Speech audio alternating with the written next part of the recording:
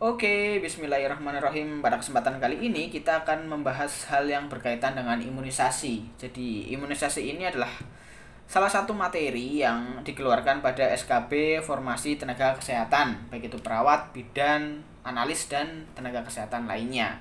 Langsung saja kita mulai. Biasanya yang sering keluar yaitu berkaitan dengan pengertian imunisasi. Imunisasi adalah suatu upaya untuk menimbulkan atau meningkatkan kekebalan seseorang secara aktif terhadap suatu penyakit sehingga bila suatu saat terpajan dengan penyakit tersebut tidak akan sakit atau hanya mengalami sakit ringan. Kemudian dalam Undang-Undang 36 tahun 2009 tentang kesehatan, pasal 130, pemerintah wajib memberikan imunisasi lengkap kepada setiap bayi dan anak. Dan pasal 132 ayat 3, setiap anak berhak memperoleh imunisasi dasar sesuai dengan ketentuan yang berlaku untuk mencegah terjadinya penyakit yang dapat dihindari melalui imunisasi. Ayat 4, ketentuan lebih lanjut mengenai jenis-jenis imunisasi dasar sebagaimana dimaksud pada ayat 3 ditetapkan dengan peraturan menteri. Untuk peraturan menteri yang mengatur tentang penyelenggaraan imunisasi yaitu Permenkes nomor 12 tahun 2017. Jadi ini adalah beberapa hal yang sering keluar pada SKB CPNS Formasi Tenaga Kesehatan. Kemudian untuk isi dari Permenkes nomor 12 tahun 2017 tentang penyelenggaraan imunisasi, berdasarkan penyelenggaraannya, untuk imunisasi dibagi menjadi dua, yaitu imunisasi program dan imunisasi pilihan. Imunisasi program adalah imunisasi yang diwajibkan kepada seseorang sebagai bagian dari masyarakat dalam rangka melindungi yang bersangkutan dan masyarakat sekitarnya dari penyakit yang dapat dicegah dengan imunisasi. Untuk imunisasi program sendiri dibagi menjadi tiga, yaitu imunisasi rutin, imunisasi tambahan, dan imunisasi khusus. Untuk imunisasi rutin itu ada dua, yang pertama imunisasi dasar dan yang kedua imunisasi lanjutan. Kemudian untuk imunisasi program, ini untuk imunisasi rutin ada dua. Yang pertama imunisasi dasar ini diberikan pada bayi sebelum 1 tahun, yaitu untuk umur 0-24 jam diberikan imunisasi hepatitis B. Kemudian untuk umur 1 bulan diberikan imunisasi BCG dan polio 1. Kemudian ditambah FIT-K 2-3 jam sebelumnya. Untuk bayi umur 2 bulan diberikan DPT, HB, HIB1 dan polio 2. Umur 3 bulan diberikan DPT, HB, HIB2 dan polio 3. Kemudian untuk 4 bulan, DPT, HB, HIB3, polio 4, dan IPV. Kemudian untuk bayi umur 9 bulan diberikan imunisasi campak. Dan untuk imunisasi lanjutan, ini untuk anak di bawah 2 tahun. Jadi untuk umur 18 bulan diberikan DPT, HB, HIB. Kemudian untuk imunisasi dan juga imunisasi campak, 12 bulan dari DPT, HB, HIB3 dan 6 bulan untuk campak, 6 bulan dari campak dosis pertama. Kemudian untuk imunisasi pada anak usia sekolah dasar, untuk kelas 1 SD diberikan campak dan DT. Ini bulannya Agustus dan November. Kemudian untuk kelas 2 diberikan imunisasi TD.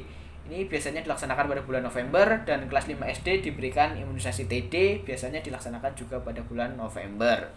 Kemudian untuk imunisasi lanjutan pada wanita usia subur ini juga ada dan bisa dibaca sendiri. Kemudian untuk imunisasi tambahan ini ada bagging fighting, crash program, dan PIN. Kemudian untuk imunisasi khusus ini ada meningokokus, demam kuning, dan rabies. Untuk keterangannya, BCG ini digunakan untuk menanggulangi TBC. Kemudian untuk DPT ini difteri, pertusif, dan tetanus. Kemudian HB adalah hepatitis B dan HIB adalah Haemophilus influenza tipe B. Lanjut lagi, ini untuk vaksin. Jadi untuk penyimpanan vaksin polio ini disimpan dalam suhu kurang dari 15 derajat Celcius sampai dengan kurang dari 25 derajat Celcius. Bisa disimpan di provinsi, waktunya 2 bulan ditambah 1 bulan. Kemudian untuk kabupaten kota, waktunya 1 bulan ditambah 1 bulan.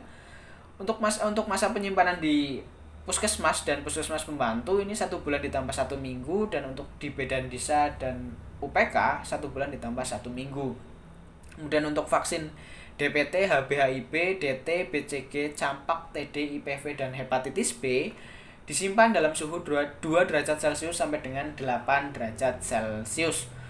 Untuk hepatitis B, jika disimpan di bidan desa atau UPK ini bisa disimpan dalam suhu ruang, tetapi dalam jangka waktu 1 bulan ditambah 1 minggu saja.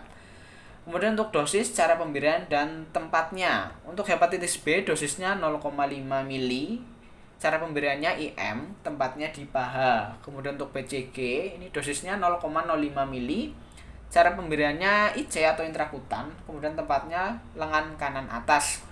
Kemudian untuk polio ini dosisnya 2 tetes, cara pemberiannya oral, tempatnya di mulut. Untuk IPV ini dosisnya 0,5 mili, cara pemberiannya IM atau intramuskuler, tempatnya pada paha kiri. Kemudian untuk DPT HB/HIV ini dosisnya 0,5 mili, cara pemberiannya IM atau intramuskuler, tempatnya paha untuk bayi, lengan kanan untuk batita. Kemudian untuk campak dosisnya 0,5 mili, cara pemberiannya SC atau subkutan, tempatnya di lengan kiri atas. Kemudian untuk DT dosisnya 0,5 mili, cara pemberiannya IM dan tempatnya di lengan kiri atas. Kemudian untuk TD sama 0,5 mili, cara pemberiannya IM dan tempatnya di lengan kiri atas. Ini adalah materi yang harus dipahami, harus dihafalkan oleh teman-teman peserta SKB Formasi Tenaga Kesehatan karena sangat sering keluar. Lanjut lagi untuk masa pemakaian vaksin sisa. Jadi untuk polio ini masa pemakaiannya 2 minggu, IPV 4 minggu, DT 4 minggu, TD 4 minggu, DPT HB/HIV juga 4 minggu. Untuk keterangannya cantumkan tanggal pertama kali vaksin digunakan. Kemudian untuk BCG ini 3 jam, campak 6 jam. Cantumkan waktu vaksin dilarutkan. Jadi ini untuk dari waktu kapan bisa digunakan kembali untuk sisa vaksinnya. Kemudian lanjut lagi dan terima kasih. Itulah materi-materi yang berkaitan dengan imunisasi yang biasanya sering keluar pada soal-soal seleksi kompetensi bidang tenaga kesehatan. Semoga bisa membantu bagi teman-teman yang nantinya akan melaksanakan SKB, dan mohon maaf bila ada kesalahan. Mungkin cukup sekian. Wassalamualaikum warahmatullahi wabarakatuh.